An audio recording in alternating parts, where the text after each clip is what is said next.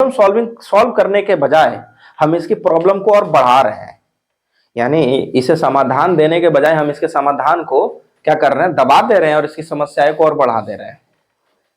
अब बच्चा देखो कैसे कैसे बिहेव करता है स्कूल और इस चीजों में। स्कूल में क्या करेगा, एक्सक्यूज ले आएगा, ठीक है, आपका एक्सक्यूज ले आएगा, ठीक है। अब एक्सक्यूज ले आएगा स्कूल में देगा, तो एक दिन टीचर सुनेगा, 2 दिन सुनेगा, 3 दिन सुनेगा। हो सकता है टीचर की नजर में आए कि बच्चा झूठ बार बार बोल रहा है, हो सकता है कुछ लॉजिक समझ में आए या कुछ मतलब माइट भी इग्नोर किया जा सके, ध्यान ना जाए, उतना अटेंशन ना जा पाए।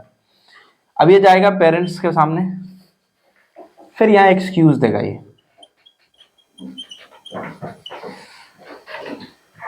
एक्सक्यूज दिया इसने, तो पहला जो स्टेज होता है फर्स्ट सेकेंड थर्ड क्लास तक बच्चा एक्सक्यूज देना सीख जाता है, यानी बहाने मारना सीख जाता है। अब जब बच्चा बहाने मारेगा तो काम क्या करेगा, वो कुछ नहीं। अब जब ये 4-5 में जाता है तो इसको ये समझ में आ गया है कि मुझे एक्सक्यूज देने आता है, मैं बच जाता हूं। मैं एज अ टीचर मैंने देखा है कि बच्चे कैसे एक्सक्यूज देते हैं। इवन आपके सामने आप ही के क्लास के बच्चे हैं जो एक्सक्यूजेस लेकर आते हैं, ठीक है। वो 1-2 दिन तक ये होता है कि चलो ठीक है कोई बात नहीं, आप करके ले आना, चलो कोई बात नहीं ठीक करके ले आना। लेकिन तीसरे दिन समझ में आ जाता है कि ये बच्चा क्या कर रहा है, घुमाने की कोशिश कर रहा है बातों को, तो एक्सक्यूज दे रहा है। अब बच्चा जब 4-5 में जाएगा तो उसकी इतनी ब्रेन तो डेवलप हो चुकी है कि वो चीजों को क्या कर सके, अपने हिसाब से एक्सक्यूज डिजाइन करेगा, नया नया तरीके एक्सक्यूज लेके आएगा, नया नया वेराइटी ऑफ। थाली में परोस देगा, सर मैम घर बन रहा है, दीवार पेंट कर रहे थे, पापा के नहीं थे, पापा कॉपी नहीं देते हैं। ये रियल इंसिडेंट है।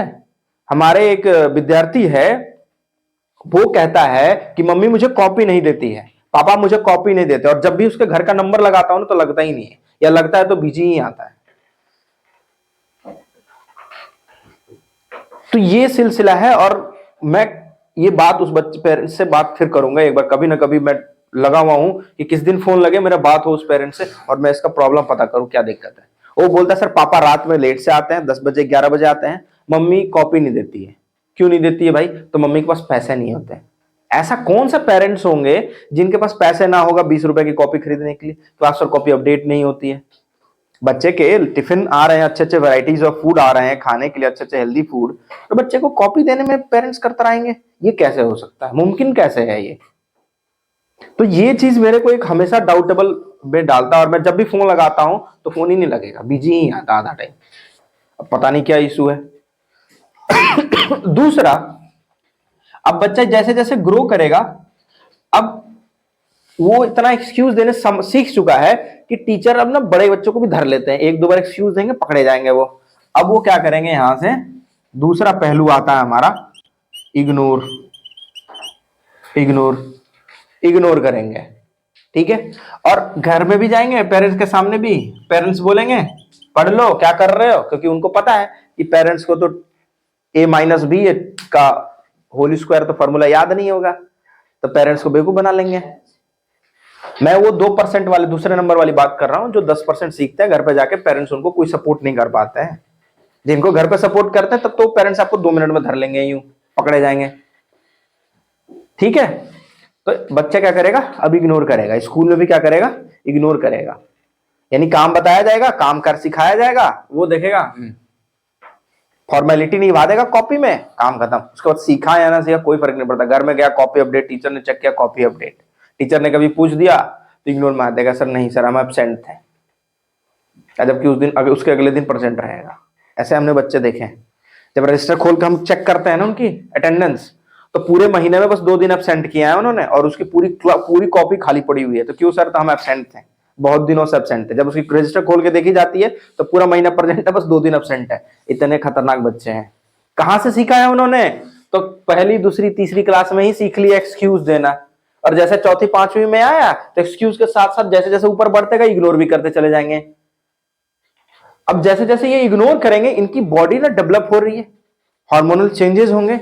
अब जैसे जैसे इनके हार्मोनल चेंजेस होंगे, ये एजिटेट भी करने लगेंगे। एजिटेट का मतलब है विरोध करने लगे हैं, क्लास में ही खड़ा हो जाएंगे ऐसे करके, आपने सिखाया क्या मेरे को?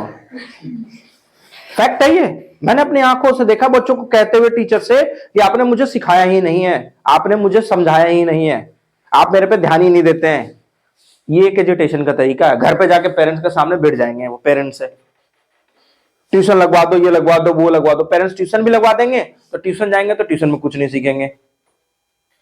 और मैं आज आपको हकीकत एक बताता हूं, मैंने टीचरों को देखा है, हकीकत है ये, फैक्ट है कि वो बच्चों को इग्नोर करते हैं। इसमें गलती टीचर की भी मैं मानता हूं कि टीचर भी बच्चों को इग्नोर करते हैं, नजरअंदाज करते हैं। बस उन्हें मतलब होता है 1 घंटा आया, बच्चा बैठा, 2-4 सवाल करवाए, भेज दी। बच्चा सीखा या ना सीखा कोई फर्क नहीं पड़ता है। ये टीचर नहीं होते हैं, ऐसे टीचर होने भी नहीं चाहिए हमारे समाज में। ऐसे टीचर होने चाहिए बच्चे को सिखाए, एड़ी चोटी का जोर लगा दो बच्चे को सिखाने के लिए। आप बच्चे को कुछ नहीं आता ना, 10% भी सिखा दिया ना तो टीचर हो आप, रियलिटी के। बच्चे को जब 0 से स्टार्ट करते हो ना सिखाने के लिए तो बहुत मेहनत लगता है सिखाना, इतना आसान नहीं होता है।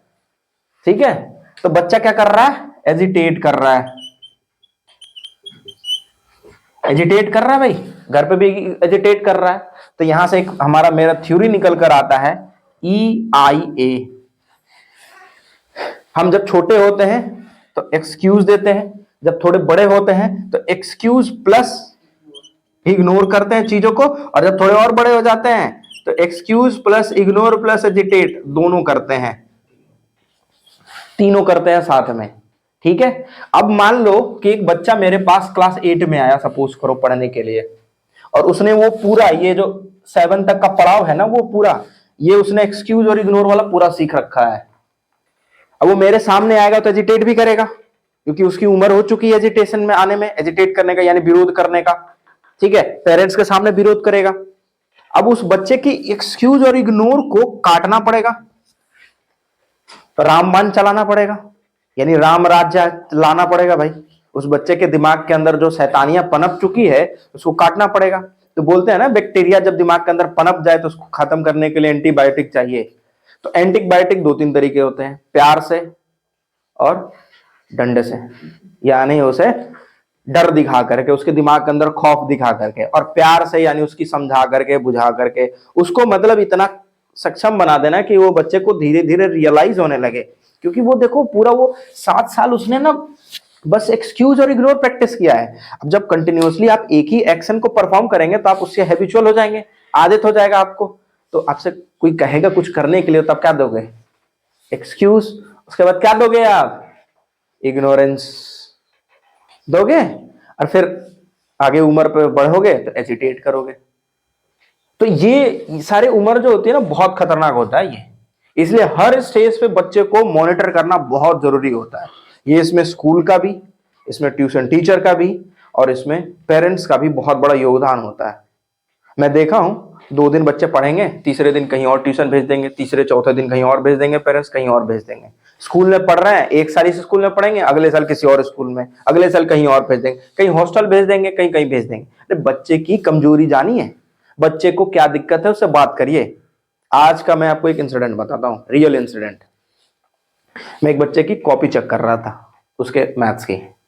तो जब मैं कॉपी चेक कर रहा था ना, तो जो मैं क्लास में क्वेश्चंस कराता हूं, फिर कुछ नीचे उसके रिलेटेड क्वेश्चन में लिख करके छुड़वा देता हूं बच्चों को स्पेस, ताकि बच्चे घर से वो क्वेश्चन को यानी सिमिलर क्वेश्चन से वो प्रैक्टिस करके आए। तो जब बच्चे प्रैक्टिस करेंगे तो सीखेंगे, जाहिर सी बात है।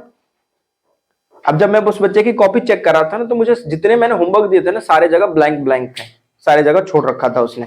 तो मैंने उससे पूछा कारण, कि क्या कारण है भाई, आपने क्यों नहीं किया?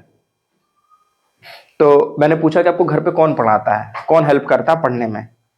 तो एक दीदी है, वो हेल्प करती है।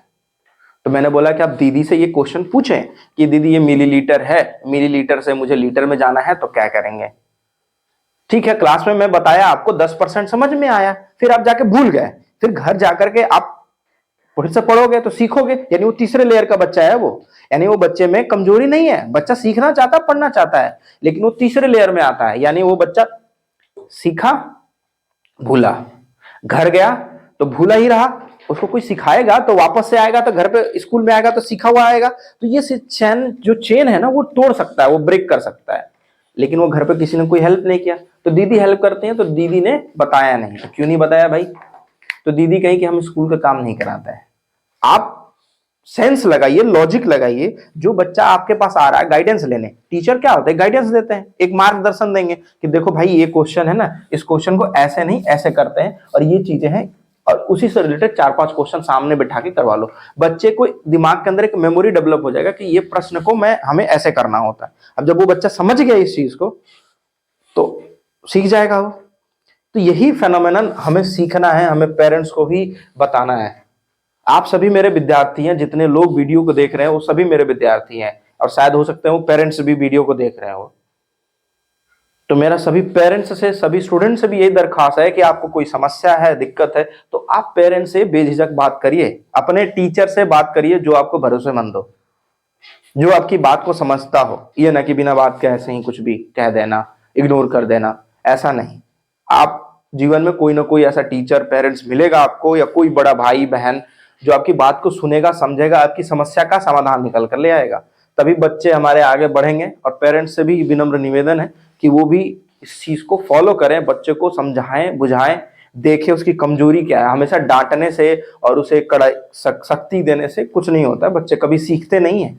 बच्चे सीखेंगे तभी जब उनकी हम असलियत कारण जान जाए। ठीक है, चलिए, so thank you so much.